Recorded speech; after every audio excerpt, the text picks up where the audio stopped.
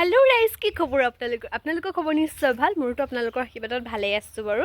পিছে আজি হৈছে উৰুকা। আজি যিহেতু মই বজাৰ কৰিবলৈ যাম, এদিন কৰিবই পৰা নাই, দোকানৰ ব্যস্ততাৰ মাজত একোৱেই কৰিব পৰা নাই। সেইকাৰণে ভাবিছোঁ আজি বজাৰ কৰিবলৈ যাওঁ, আপোনালোককো দেখাই থাকিম কি কৰোঁ, কি নকৰোঁ, নে কি কয়। ব'লক তেনেহ'লে ভিডিঅ'টোৰ মাজলৈ আগবাঢ়োঁ। মই এয়া ওলাংগৈ আৰু গা পা ধুই মেলি আহিছোঁ।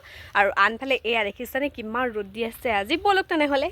আৰু আনফালে এয়া মায়ে মই ওলাইছোঁ দুইজনী। মনটো ইমানো ভাল নাই, কাৰণ দেউতাৰ নোহোৱাকৈ আমাৰ বিহু একেবাৰে আধৰুৱা। সেয়েহে গৈছোঁ আৰু সেমেকা মনেৰে বজাৰ কৰিছোঁ দুয়োগৰাকীয়ে। মই মানে কি ক'ম আৰু, মই মতা হৈছোঁ, মা মাইকীটোৱেনো তেনেকুৱা হ'বলগীয়া হৈছে, কাৰণ সকলো কাম মায়ে মই কৰিবলগীয়া হয়। বজাৰ পাতি কৰি ল'লোঁ, মনটো একেবাৰে ভাল নহয়, কাৰণ একদমেই ভাল নলগা হৈ গৈছে দিনক দিনে। আৰু আনফালে চাওক, এটা ল'ৰা দেখিলোঁ মোৰ ভাইটিতকৈ ডাউন, সি বহুত বেয়া লাগিলে তাক দেখি।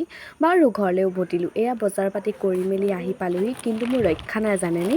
মানে কি হ'ব আৰু, ডাঙৰ বিপদ ঘটি গ'ল। আনফালে ময়ো মাংস অকণমান লৈ ল'লোঁ। মাংস অকণ লৈ আকৌ আহিলোঁ দোকানখনলৈ, কাৰণ মোৰ কাপোৰ চেঞ্জ কৰিবলগীয়া আছিলে। আনফালে এয়া আহি পাই গ'লোহি।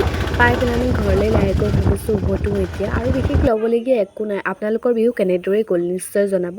আৰু এয়া মাংস অকণমান আনিছিলোঁ, মাংসকণ বনাই মেলি পাকঘৰটো খুব সুন্দৰকৈ চাফা কৰি ল'লোঁ। চাফা কৰি আপোনালোকক কৈ আছোঁ যে দিনটো বহুত ভাগৰে যুগৰে পাৰ কৰিলোঁ। আৰু এই ভিডিঅ'টো বনোৱাৰ আঁৰত অন্য একো নাই, স্মৃতি হিচাপে বনাইছোঁ, কাৰণ গোটেই জীৱন যাতে এনেদৰে থাকি যাওক। আৰু ময়ো ভাত পানী বনালোঁ। আজিলৈ বাই বাই।